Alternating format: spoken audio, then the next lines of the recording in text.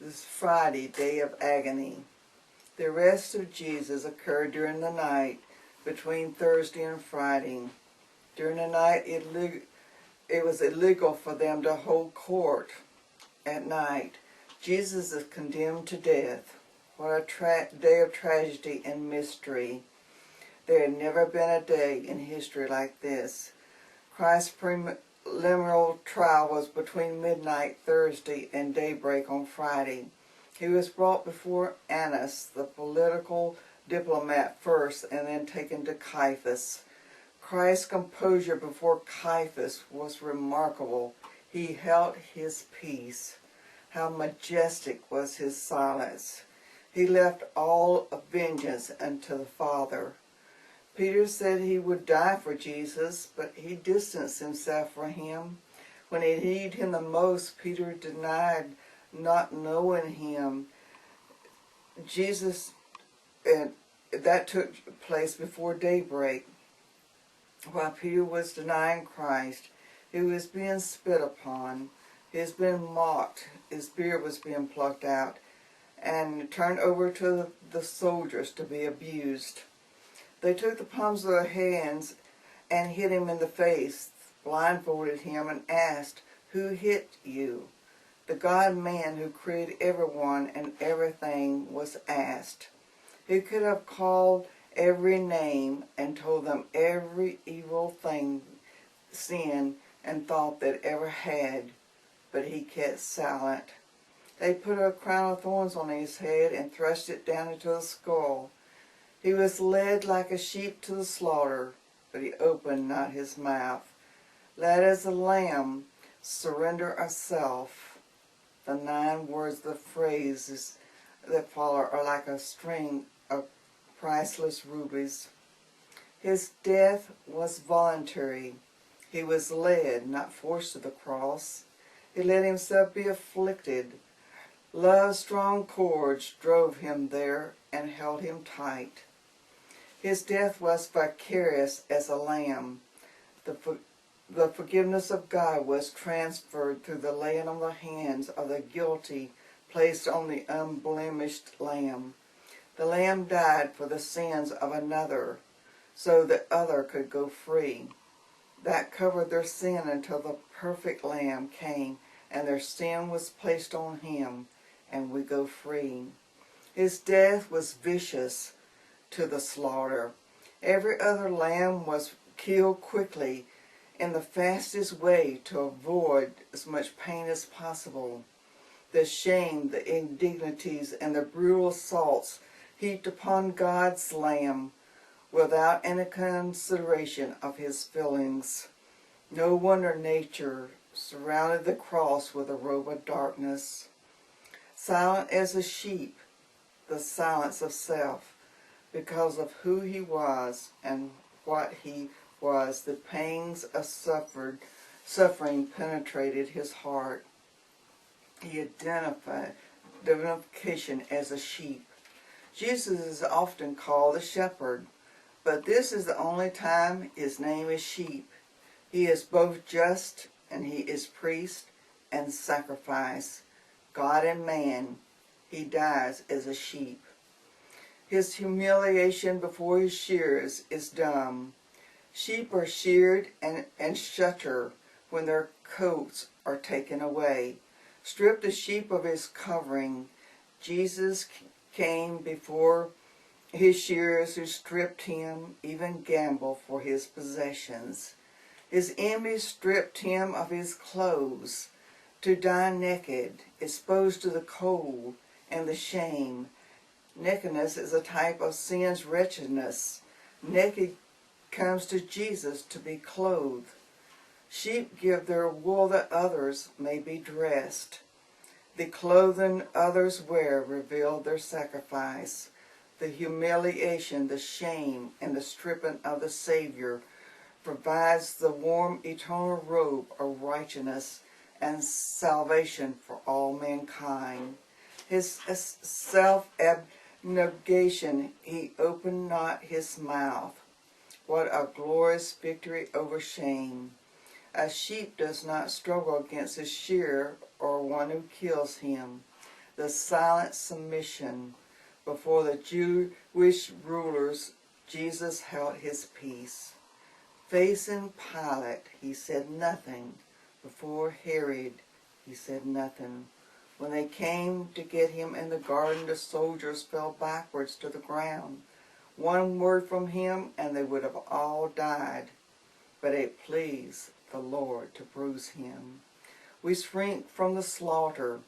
God give us grace to die to our own way and our own will, and to be led as lambs. Are we to be silent as sheep? When reviled, he reviled not. When he suffered, he threatened not. When we are shown of our reputation, our position, our place or office, how do we act? Calvary is silent, but we like to announce our innocence.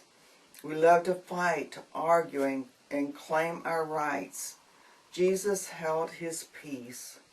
When God slaughters our ambition and shears many things that are dear to us, it is hard for us to accept him. Those things is his will. The mother, heavy laden with work that is dear to us, it is hard for her to accept all that and never complain, but she does it joyfully. Sometimes we have to accept things that are very hard, and it's God's will. The lonely souls that endure, noble hearts who, although misjudged and treated adversely, suffer in silence, drinking deeply of the spirit of the silent sufferer of Calvary. The four Gospels shows four different portraits of Jesus. Matthew cries, "Behold the King." Mark says, "Behold the servant." Luke says, "Behold the man." And John shouts, "Behold your God." Behold. Whenever this is said, something wonderful is about to be spoken. Behold the Lamb before his death, and after, behold my hands. One said before the cross and one after. The people at his trial. Judas, the betrayer, repented of deeds, but never trusted Jesus as his Savior. He lost everything. He lost Christ, his good name, and his life. The Sanhedrin's hearts that were so filled with envy and evil, they were a sham. Pilate knew Jesus was innocent, but his double-minded heart about pleasing the people rather than doing what was right, was willing to kill an innocent and let the guilty go. Pilate's wife have nothing to do with this innocent man. She could only advise, but no power to do anything. She's like the women at the cross. They love him and are devoted to him, but have no power to stop this evil. The soldiers, blind to who Jesus was and bloodthirsty. The multitude, the fickle crowd, cried, "Crucify him." The cross revealed the best and the worst of man. The voice of Israel crying, "Upon the heads of us and our children, this blood may forever be." The voice of Africa is elegant, and Simon the Cyrene as a tall man from the Jewish colony on the coast of Africa who journeyed to the holy city. He was compelled to carry the cross. The voice of the mob in unison cried out, "Crucify him." The voice of the centurion, "Truly this is the Son of God." The voice of faith, the thief cried out, "Lord, remember me when thou comest in thy kingdom." The voice of magnanimity is, "Father, forgive them, for they know not what they do." He said this under his breath, I'm sure, all the way through until he died on the cross.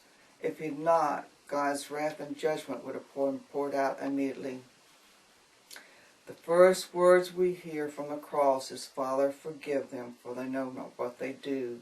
It is an example of how to pray when people do us wrong. He said this all the way to the end, under his breath, a continual cry to his death. We have a cross. Jesus says, take up your cross and follow me. It is a prepared cross, assigned to us by Jesus. Love designed everything that comes to us, so this is also. We are to bear it in yoke with Christ. If we're not yoked together, the cross will crush us. His cross was made of wood, and so is ours. When his body touched the cross, it was made that ugly piece of wood, a thing became beauty. Now people have pictures of the cross and necklaces. We are not to hate the cross or try to get rid of it. We are to take it up joyfully. Jesus, for the joy that was set before him, endured the cross, despising the shame. We are to be crucified with Christ. Your will be done.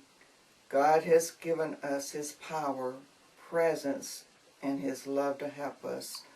There's a quote by Michael Phillips which says, in our present culture of affluence and abundance, we no longer regard lashes from the whip or drops spilled by the crown of thorns, badges of honor in discipleship.